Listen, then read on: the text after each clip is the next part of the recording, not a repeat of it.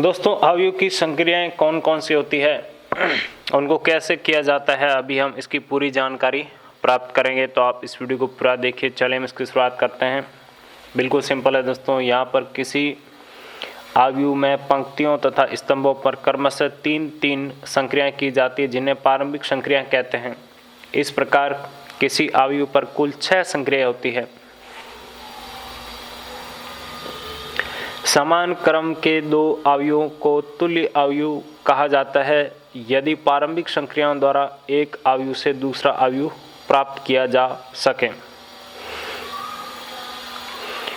यदि ए तथा बी समान क्रम के दो अवयव हो तथा एक दूसरे को एक या अधिक प्रारंभिक संक्रियाओं द्वारा प्राप्त किया जाए तो ए तथा बी एक दूसरे का तुल्य अवयव कहते हैं तथा इसे यहाँ पे ए और तुल्यता के चिन्ह द्वारा प्रदर्शित करते हैं।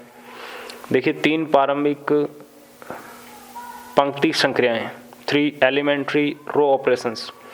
देखिए यहाँ पे पहला ऑपरेशन होता है यदि आप किसी मैट्रिक्स की 2 पंक्तियों को आपस में बदल दें।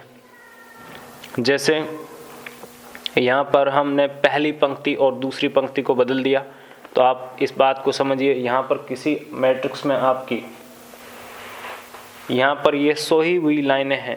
जैसे ऐसे समझिए, ये पंक्ति पहली है, ये दूसरी है, ये तीसरी है। तो यहाँ पे पहली पंक्ति यानी ये आपका R1 और ये दूसरी पंक्ति यानी R2 और तीसरी पंक्ति यानी R3, इन दोनों को हमने आपस में बदल दिया तो जो अवयव है तो वो आपका ए के समान ही रहता है। यानी यह जो नया अवयव हमें प्राप्त हुआ है यह ए का तुल्य अवयव कहलाता है। ऐसे समझिए। देखिए यहाँ पे हमने पहले ऊपर पढ़ा, तो इसके लिए हम इसको इस चिन्ह से दर्शाते हैं, या ए के बराबर भी आप इसको लिख सकते हैं। तो यहाँ पे R1 R2 की जगह आ गया और R2 आपका R1 की जगह चला गया।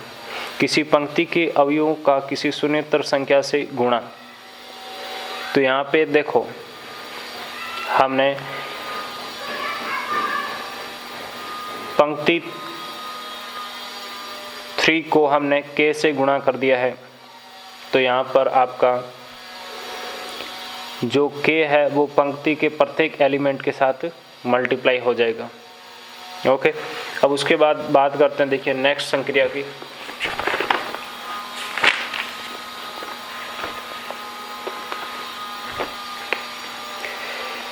किसी पंक्ति के अवयवों को किसी शून्येतर संख्या से गुणा करके उसे किसी अन्य पंक्ति के संगत अवयवों के साथ जोड़ना। तो इसको कुछ दोस्तों ऐसे लिखा जाता है। यहाँ पर जैसे मैंने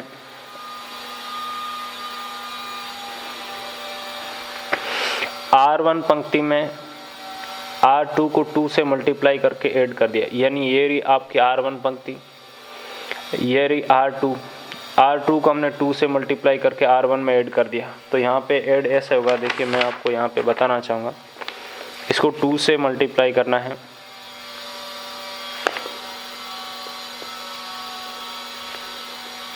ओके, और R1 के प्रत्येक एलिमेंट में ऐड कर देना है। तो ये आपका कितना हो जाएगा, 16 + 3 19, तो ये 19, ये कितना 12 - 4 8, ये आपका 7 + 4 कितना 11।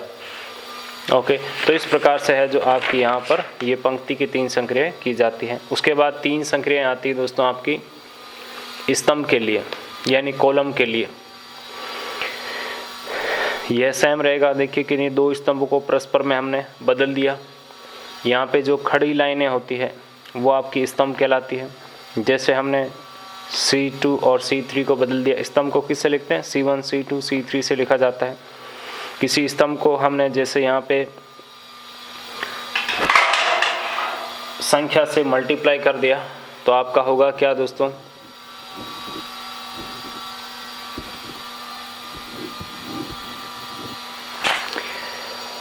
वो उस पूरे स्तंभ के प्रत्येक एलिमेंट के साथ मल्टीप्लाई हो जाएगी।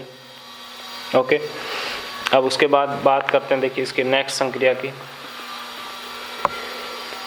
यहाँ पर वही आपका जैसे कि पंक्ति में हमने संक्रिया किया, वैसे ही किसी स्तंभ के सभी अवयवों का किसी शून्यता संख्या से गुणा करके उनके अवयवों को किसी अन्य स्तंभ के संगत अवयवों के साथ जोड़ना।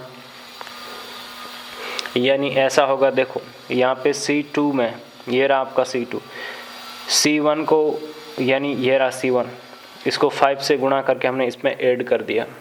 तो ये रहती दोस्तों आपकी यहाँ पर अवयव की 6 संक्रियाएं, जो कि बहुत महत्वपूर्ण है। Thank you.